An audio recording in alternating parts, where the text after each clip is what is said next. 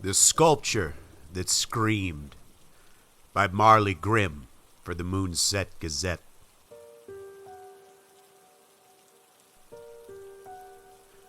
As I stepped inside Ellie Tink's curious emporium, the atmosphere hit me like a wave. A pungent mix of earthly clay that had a sinister undertone that sent a wiggle down my spine. The space was cluttered with sculptures so lifelike they seemed to pulse with a quiet energy, each capturing Moonset's residents in their most vulnerable moments. The air felt thick, charged with an eerie tension that lingered like the echo of distant screams from the siege of forests that surround the town. Among this ghastly gallery, one figure commanded immediate attention: the sculpture of Shelley, whose recent tragic demise by drowning had sent ripples through the town. Molded with painstaking detail, the statue depicted him with a face twisted in an eternal scream, capturing his last breath as a tangible testament to fear itself. What struck me as profoundly disturbing was the small puddle of water that had collected mysteriously at the sculpture's base, mirroring the way Shelley's own life had ebbed away, leaving behind only the cold dampness of death. This treacherous tableau seemed out of place in the dim light that filtered through the dust-smeared windows, casting long shadows that danced on the walls as if swayed by an unfelt breeze. The sculptures around Shelley shared his expression of terror to varying degrees, as if each knew the fate they depicted was not just art, but a premonition. This place was more than a shop. It was a mausoleum of souls captured in clay, a chilling homage to the fragility of life and the proximity of death in Moonset. Nestled among the chilling ensemble, an unfinished sculpture loomed, its form half shrouded in shadow, the clay still rough and unshaped under Ellie Tink's skilled hands. The specter of a form that almost seemed to warn of sinister things yet to come. Who was this faceless figure intended to represent? A tickle ran down my back as I pondered whether this ambiguous form was destined to be the next casualty in a series of deadly events that had gripped Moonset. The sculpture's ambiguity was a stark contrast to the detailed expressions of fear and despair worn by its companions. It stood as a silent sentinel and a placeholder for fate yet undecided but ominously promised. Was it merely artistic expression, or did it portend a darker truth? The notion that this could represent the next victim of Moonset's curse sure added a palpable tension to the already heavy air of the Emporium. The very thought that someone's fate might be prefigured in this mound of clay, that their doom was being molded even as they walked unknowingly through the streets of this sleepy town. I shudder to even think of it. Now Ellie Tink, the Emporium's eccentric sculptress, moved like a shadow among her handcrafted horrors, her presence almost as ethereal as the figures she molded. Her demeanor was an intricate blend of mystery and wariness, deflecting every question with the skill of a seasoned artist, hiding her true intentions. As I delved deeper, probing about the lifelike sculptures that seemed almost to breathe with silent dread, the recent, unexplainable deaths and the persistent murmurings of a sinister cult threading through Moonset's underbelly, I saw a flicker of panic across her face. The atmosphere thickened with tension, and the air grew heavy with the mingling scents of burning oil and ancient wood. Cornered by inquiries she was unprepared to answer, Ellie's composure shattered. In a sudden flurry of motion, her hand swept an oil lantern off its perch in a desperate bid for escape. The lantern hit the floor, shattering, its oil igniting as it met the dry wood. Flames licked up instantly, sending grotesque shadows dancing across the walls and ceiling. The room was erupting into a macabre theater of flames. The once subdued sculpture seemed to rise in a silent scream, mirroring the chaos that now engulfed the Emporium. My pursuit of Ellie Tink through the smoke-filled structure was frantic, a mad dash through a labyrinth of grotesque statues that seemed to mock my desperation with their stony, silent faces. The night air, thick with the acrid scent of burning oil and wood, stung my lungs as I stumbled out of the shop, my eyes watering, my mind focused solely on catching Ellie and uncovering the truth she was surely hiding. But Moonset had other plans. It seemed the town itself was conspiring against me, shrouding my quarry in a dense veil. Just as I rounded a corner, the world shifted abruptly into chaos. From the murky shadows, a figure emerged, a silhouette defined by the stark contrast of streetlight and darkness. It moved with the sudden ferocity and precision of a seasoned fighter, catching me completely off guard. Before I could react or even process the threat, I felt a heavy blow to the side of my head, an impact that sent a shockwave of pain radiating through my skull, blurring my vision. My legs buckled beneath me and I fell heavily onto the cold and unforgiving cobblestone street.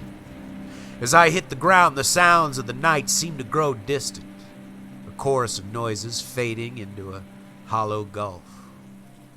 The figure that had struck me melted back into the darkness as elusive as a ghost. The world spun, and the edges of my consciousness frayed as the black alleys of Moonset swallowed me whole. Darkness enveloped me like a cloak, dragging me down into its depths, a small mercy that spared me from the madness all about me. As I regained my composure amid the uproar, a figure emerged through the swirling smoke, his presence as notable as the thick southern heat on a sweltering summer day. Aloysius Tut, with his sweat glistening on his brow and a gleam in his eye, approached with the swagger of a man accustomed to navigating the murky waters of legal troubles. He extended a hand, his grip firm, the kind that spoke of many deals sealed with a handshake just like this. "Marley Grim," he drawled, his voice rich with the slow, honeyed cadence of the South. "You might just find yourself in need of a legal ally, especially after tonight's incendiary events."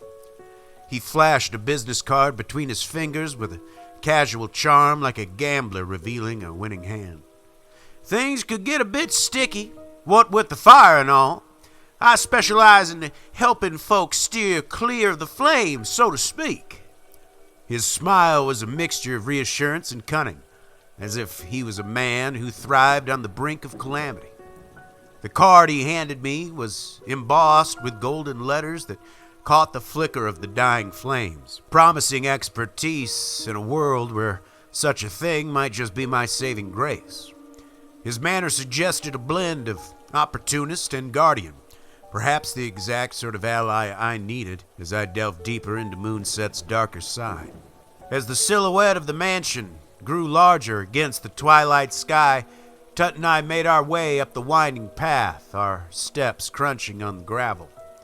The gothic structure loomed above us, its spires cutting a stark silhouette against the darkening clouds that promised more than just a regular storm. It seemed as though the mansion itself was pulsing with the same brooding energy that radiated over the town, drawing us in with a magnetic pull. Tut, a veritable encyclopedia of Moonset's darker folklore, filled the air between us with tales that seemed too twisted to be mere fiction. "You see, Marley, this town isn't just known for its picturesque views and quaint shops," he began, his voice low as we ascended the steps to the mansion and grand entrance. "There's a richer, more shadowy narrative woven into the fabric of this place. Rumors of a cult, midnight rituals, and dark dealings. And believe me that they're all as much a part of Moonset as the ivy clinging to these old stones." His stories swirled around us, blending with the night air. Every tale was steeped in the supernatural, each anecdote drenched in the mystique of the occult. "They say these spirits that haunt this mansion are not just the remnants of old residents, but conjurings from some of those very rituals. he confided, pointing toward the ivy-laced walls that seemed to throb with unseen life. As for the cult, he continued, his tone mixing intrigue with a hint of caution, it's said they're drawn to the energy here, using it to fuel their esoteric practices. And tonight, with the séance, who knows what doorways might be opened. With each step towards the grand doorway of the mansion, the air grew denser, charged with a palpable sense that seemed to confirm Tut's tales. Our conversation, rich with the lore of hidden truths and spectral mysteries, was the perfect prelude to the night's dark undertaking. Each window of the Gothic structure was aglow with the flickering of candlelight that cast ghostly shadows against the curtains. It was as if the very house was alive, its luminescent eyes observing our approach with a hungry, malevolent interest. The air vibrated with the rustle of leaves and an occasional mournful howl of the wind that swept through the trees. The path to the mansion wound tightly between these gnarled trees, their branches twisted as if writhing in silent agony, reaching towards us like the hands of the desperate dead. More than anything, each step forward was a step deeper into the web of Madam Wink's world, a world draped in the velvet of rich history and legend. And Madam Wink, the hostess of the event, she was as much a part of this mansion as the stone and mortar it was built from. Her lineage intertwined with the history of Moonset, her ancestors a deep part of the town's lore as the legends themselves. And tonight she promised to bridge the gap between the living and the dead, to summon spirits that perhaps knew the true depths of the town's darkness.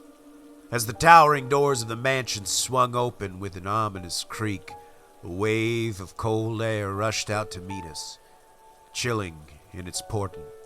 It's as if the very breath of the mansion exhaled with its ancient walls, each breath a whisper from the past.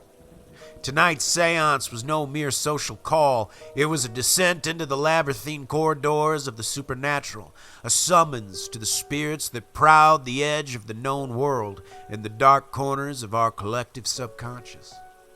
The foyer into which we stepped was a grand chamber where echoes and shadows played freely as our candles cast tall, dancing figures against its stately walls. Each step was a heartbeat in the quiet rhythm of the night, each echo a reminder of the thin veil between this world and the next. Here, in the domain of Madam Wink, the boundaries of reality seemed as malleable as the wax of the candles that burned in our hands. The smell of incense in the air, perhaps sandalwood mixed with something muskier, an aroma that seemed to weave its way through the room like a spell. This séance was a nexus of energies, both seen and unseen, and I was on the threshold, about to cross into the eye of the storm. With each heartbeat, the anticipation built, as I prepared to chase the phantoms that haunted both Moonset and its citizens. Tonight, the mansion was a getaway, and I was stepping through its portal, ready to confront whatever awaited on the other side. Marley Grim for the Moonset Gazette.